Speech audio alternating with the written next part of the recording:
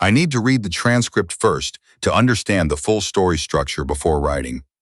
The transcript file isn't accessible, but I have the transcript analysis and comment analysis in context. Let me write the story now based on the full pattern analysis. The shot was never supposed to happen. That was the first thing the RCMP investigator noted when he reviewed the file 3 weeks later. Not that it happened at all, but that every protocol, every chain of command, every institutional safeguard had been designed specifically to ensure it could not. And yet, at 06:47 on a Tuesday morning in February, with a wind chill of -23 degrees and visibility dropping to less than 400 meters over Georgian Bay, Warrant Officer Elena Callahan made the shot anyway. 4,081 meters, a distance that most certified snipers would not attempt at sea level in perfect conditions. She made it from a pitching research vessel in a 4.6 swell, with a rifle that officially did not exist, targeting a man whose death would unravel a procurement scandal that had been running inside the Department of National Defense for 11 years.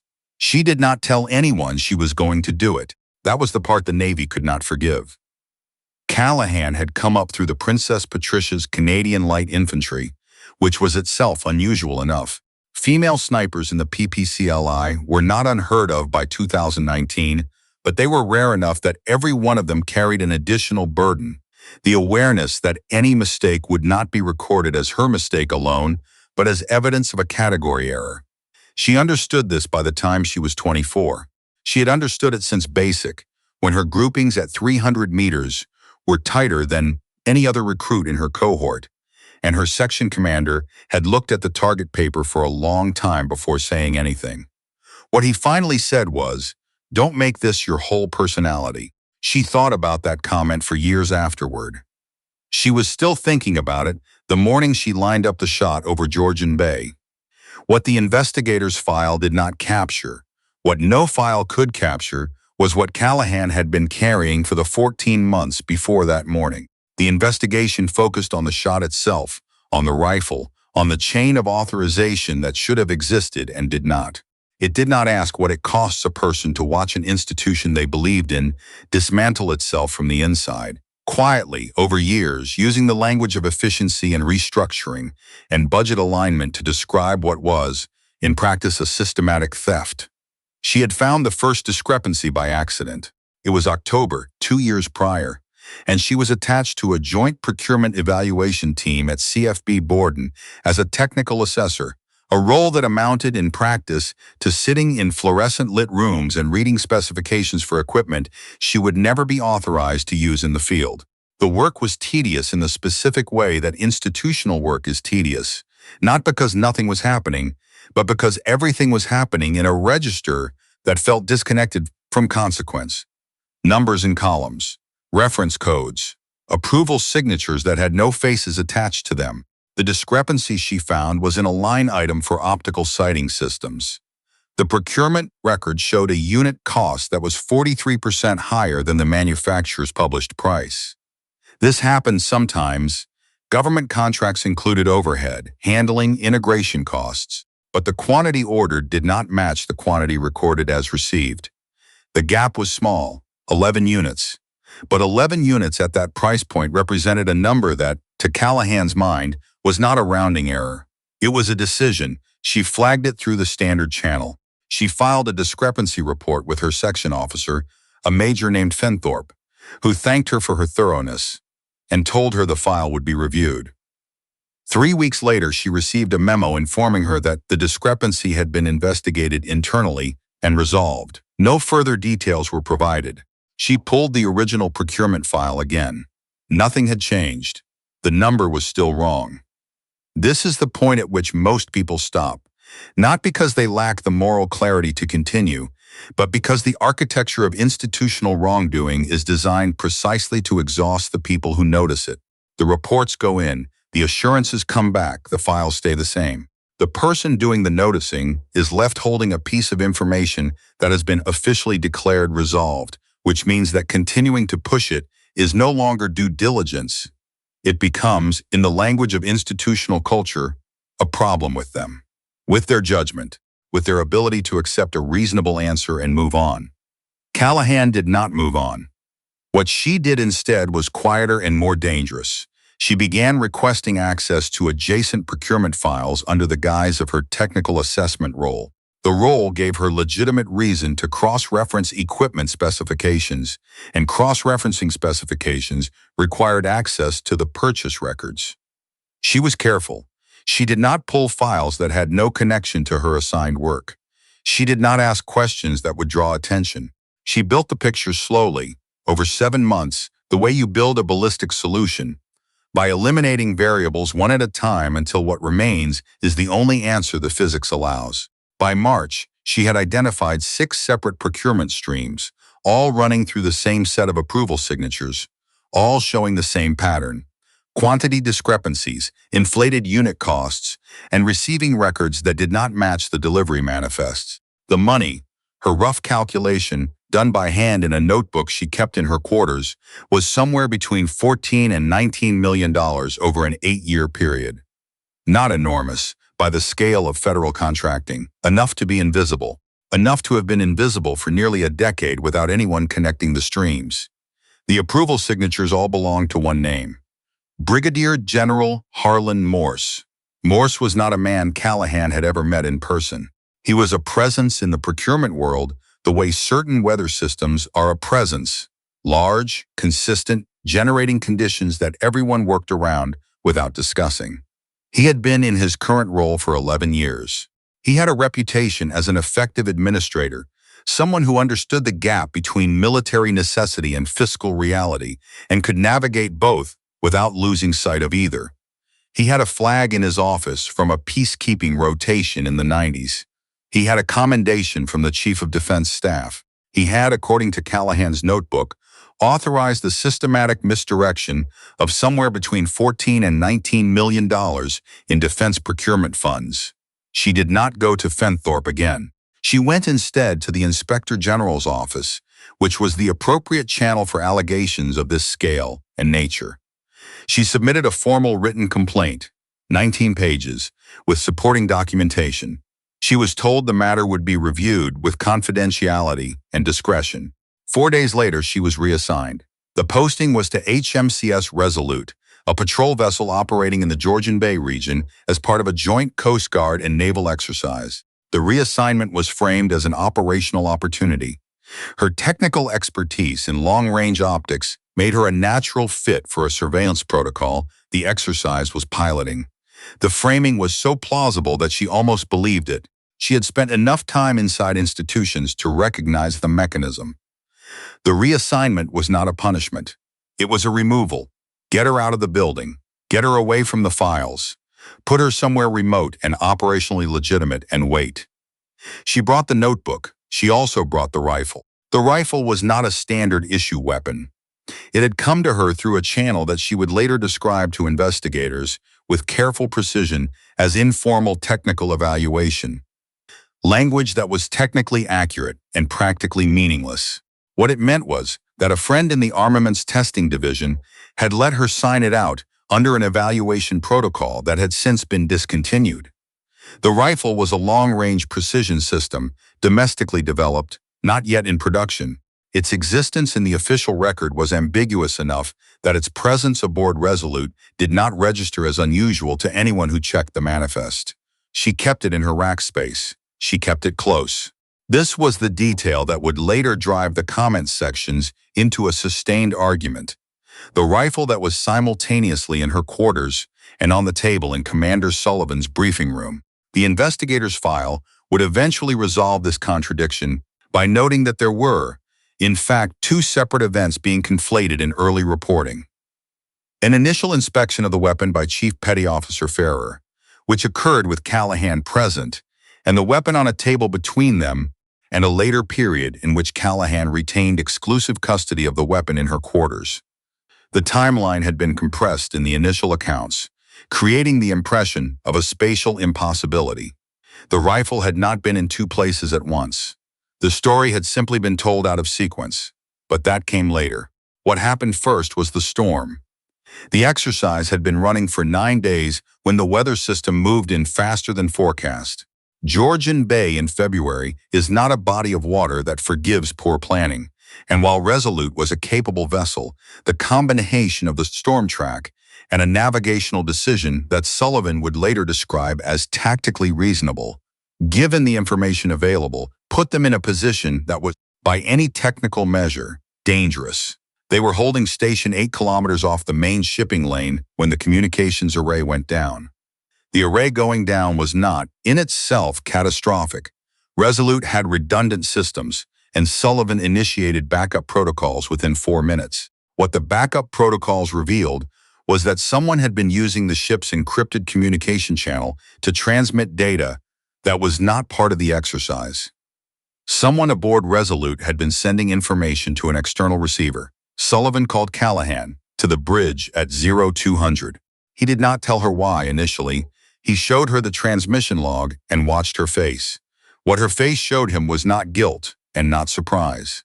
What it showed him was something closer to recognition, the expression of a person who has been waiting for a particular piece of information and has finally received it. Sullivan was a careful man. He noted the expression. He filed it. "You understand what this means," he said. "I understand what it could mean," she said. "I'd want to know who the receiver is before I drew conclusions." Sullivan had already run the receiver address. It traced to a commercial satellite relay that, after 3 additional routing steps, connected to a logistics consultancy registered in Nova Scotia. The consultancy had 1 client listed in its public filings. The client was a procurement firm that had been awarded 6 contracts by the Department of National Defense in the previous 8 years. Callahan looked at the screen for a long time.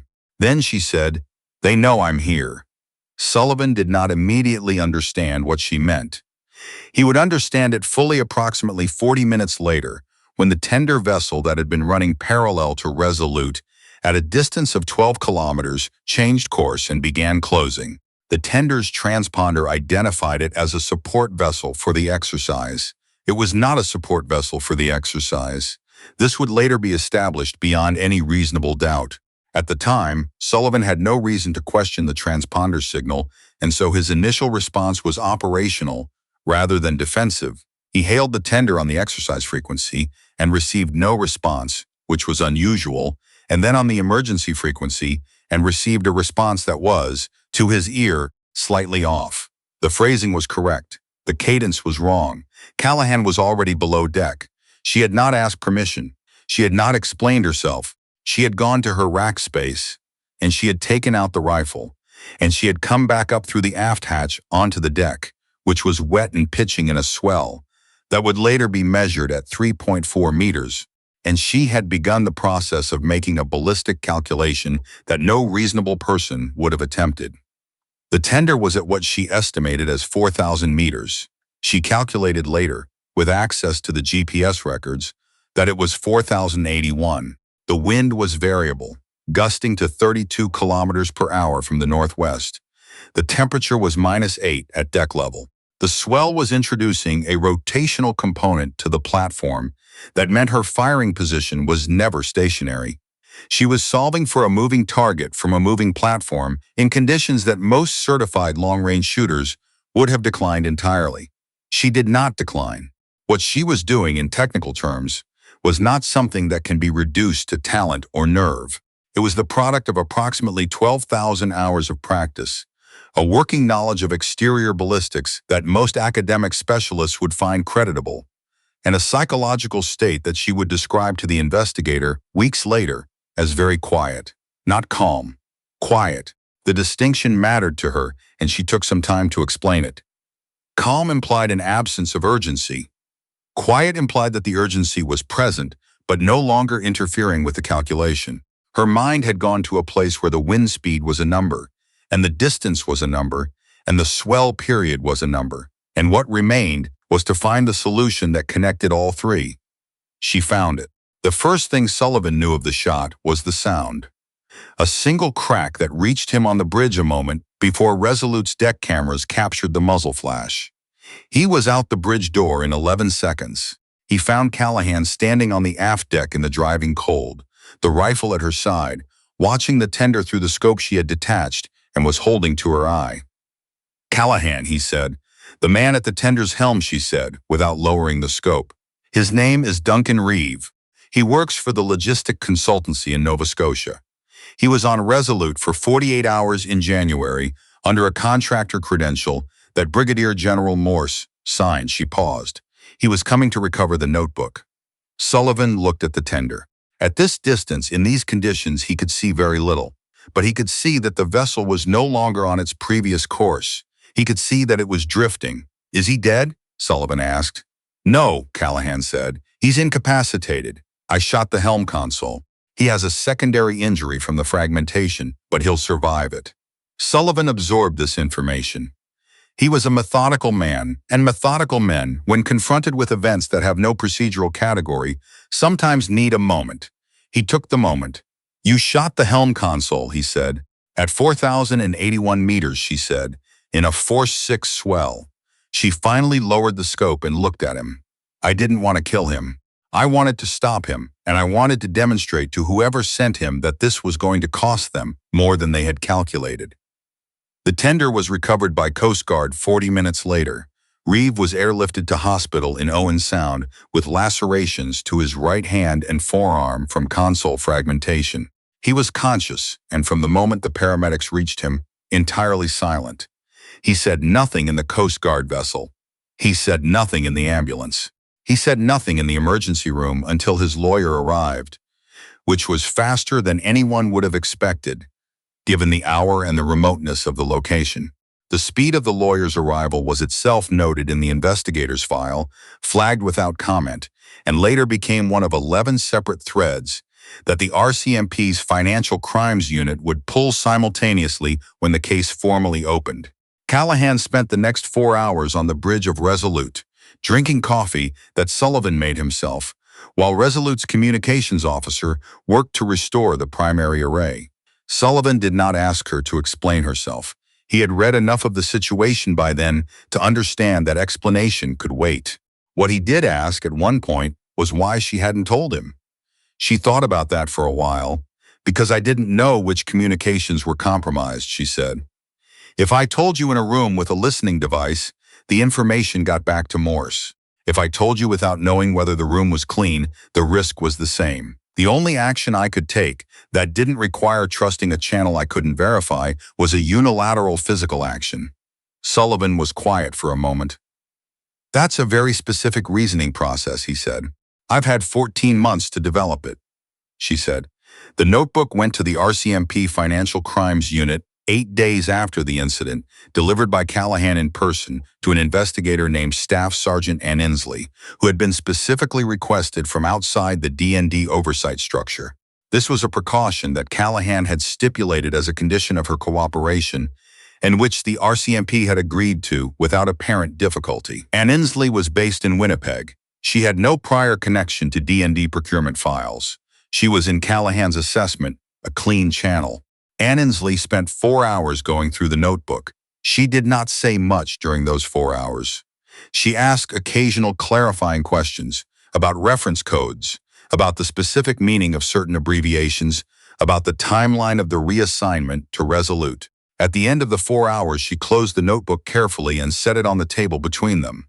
"You understand," she said, "that this is going to be an extremely long process."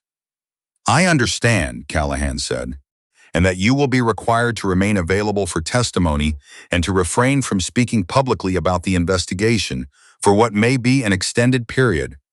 "I understand that too." Ann Inslee looked at her. "Why didn't you just send this anonymously?" Callahan thought about it. "Because anonymous information doesn't have standing," she said. "Anonymous information can be explained away. If I want this to stick, I have to be attached to it. I have to be verifiable." She paused. "And because whoever did this counted on me not being willing to stand behind it.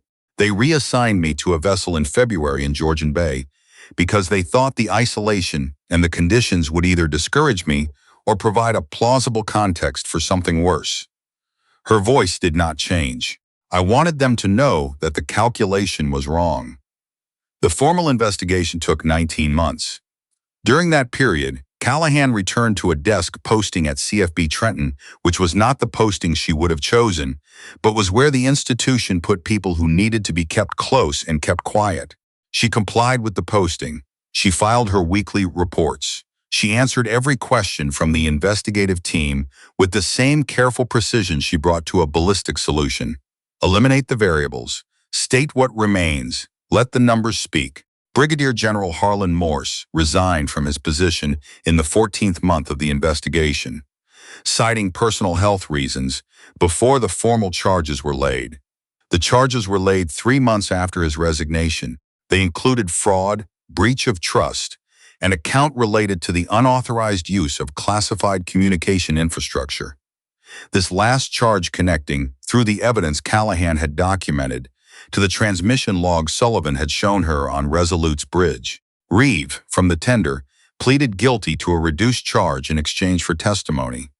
His testimony confirmed 4 of the 6 procurement streams Callahan had identified and added a 7th that her notebook had not captured. The total figure, when the forensic accountants finished their work, was $22.3 million over 11 years. Callahan was not present at the sentencing hearing. She had been offered the opportunity to provide a victim impact statement and had declined on the grounds that she was not a victim. The investigator Ann Inslee, who had maintained intermittent contact through the 19 months, called her the morning of the sentencing to tell her the outcome. Callahan thanked her. There was a pause.